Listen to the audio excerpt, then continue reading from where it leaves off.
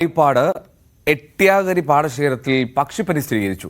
പഞ്ചായത്തിലെ 1-ാം വാർഡിൽ പുത്തൻപുരയിൽ ഔസേപ്പ് മാത്യു എന്ന ആൾ വളർത്തുന്ന താറാവുകളിലാണ് പക്ഷിപ്പനി സ്ഥിരീകരിച്ചത്. ശ്രീജിത്ത് ചേരുന്നു. ശ്രീജിത്ത്, ഈ തുടർ നടപടികൾ ആരംഭിച്ചു? കള്ളിയും ഉൾപ്പെടെ ഉണ്ടോ?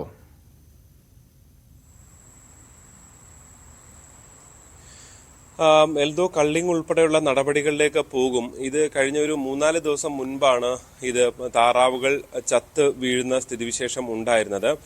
ഇതിനെ തുടർന്നാണ് ഭോപ്പാലിലെ ലാബിലേക്ക് ഈ സാമ്പിളുകൾ അയച്ചത്. ഇതിലാണ് H5N1 പക്ഷിപ്പനി സ്ഥിരീകരിച്ചിരിക്കുന്നത്. എന്തായാലും ഇന്നലെ ഇത് സംബന്ധിച്ചുള്ള കളക്ടറുടെ നേതൃത്വത്തിൽ ഉന്നതതല യോഗം ചേർന്നിരുന്നു. ഇനി കള്ളിങ് ഉൾപ്പെടെയുള്ള നടപടികളിലേക്ക് പോകാനാണ് തീരുമാനം. ഇദ്ദേഹത്തിന്റെ ഈ പാടശേഖരത്തിൽ ഏതാണ്ട് 18,000-ഓളം താറാവുകളെയാണ് വളർത്തിയിരുന്നത്. ഇവിടെ ഏതാണ്ട് 5 മാസം പ്രായമുള്ള താറാവുകളാണ് ഉള്ളത്.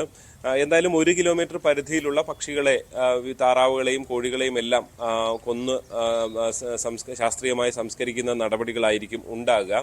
ഇനിയൊരു അറിയിപ്പ് ഉണ്ടാകുന്നത് വരെ ഇത്തരം ഇവയുടെയൊക്കെ ഇറച്ചി വിൽപ്പന അടക്കം കടുത്ത നിയന്ത്രണമുണ്ട്. തൊട്ടടുത്ത പഞ്ചായത്തുകളിലും ഈ മാസം ജൂൺ 2 വരെ നിയന്ത്രണമുണ്ട്. അതായത് ഈ ചങ്ങനാശ്ശേരി നഗരസഭ, തൃക്കുടിത്താനം, കുറിച്ചി, വാഴപ്പള്ളി എന്നീ പഞ്ചായത്തുകളിലും ഈ നിയന്ത്രണങ്ങൾ ഉണ്ടാകും.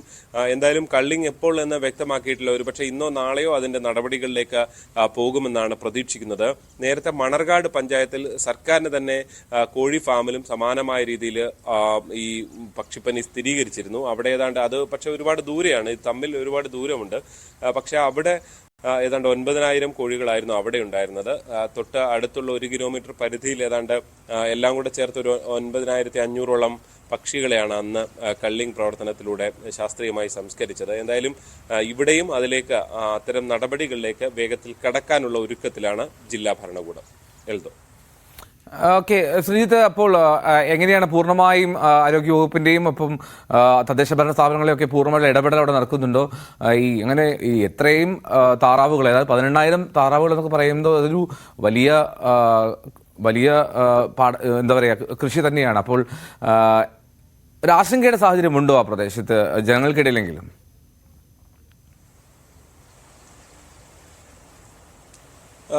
എൽദോ, സ്വാഭാവികമായും ഇത്തരം പക്ഷിപ്പനികൾ നേരത്തെയും റിപ്പോർട്ട് ചെയ്യാറുള്ളതാണ്. കഴിഞ്ഞ വർഷവും അതിന്റെ മുൻപത്തെ വർഷവും ഒക്കെ റിപ്പോർട്ട് ചെയ്യുന്നതാണ്. അത് വെച്ചൂരും കല്ലറയിലും അങ്ങനെ ഓരോരോ മേഖലയിൽ, പാടങ്ങളിൽ ഈ പക്ഷിപ്പനി റിപ്പോർട്ട് ചെയ്യാറുള്ളതാണ്. പ്രത്യേകിച്ച് താറാവുകളിലാണ്, കൂട്ടത്തോടെ ഇങ്ങനെയുള്ള താറാവുകളിലാണ് അത് കണ്ടുവരുന്നത്.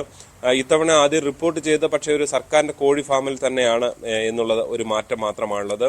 ആശങ്കയുള്ള കാര്യം തന്നെയാണ്. അതുകൊണ്ട് തന്നെയാണ് പരിപൂർണമായും ഇത്രത്തോളം കള്ളിങ്, ഈ പൂർണ്ണമായും ഈ 1 കിലോമീറ്റർ പരിധി ഉൾപ്പെടെ ഉള്ള പക്ഷികളെ പരമാവധി കള്ളിങ് പ്രവർത്തനത്തിലൂടെ ഇല്ലാതാക്കി അത് ശാസ്ത്രീയമായി സംസ്കരിക്കാനും തീരുമാനിക്കുന്നത്. മൃഗസംരക്ഷണ വകുപ്പ് ഉദ്യോഗസ്ഥരാണ് അത് സംബന്ധിച്ചുള്ള നടപടികളിൽ. അതിനൊരു ദൗത്യ സംഘവും മറ്റും ഉണ്ട്. ഈ കള്ളിങ് പ്രവർത്തനത്തിന് അതിനുള്ള നേതൃത്വം നൽകുന്നത് അവരാണ്. ഒരു ദിവസം കൊണ്ടാണ് മണർകാട്ടെ ഫാമിലെ കള്ളിങ് പ്രവർത്തനങ്ങൾ പൂർത്തിയാക്കിയത്. ഇതൊരു പക്ഷേ അതിൽ കൂടുതൽ വേണ്ടി വരുമോ എന്നത് ഇനിയും വ്യക്തമല്ല.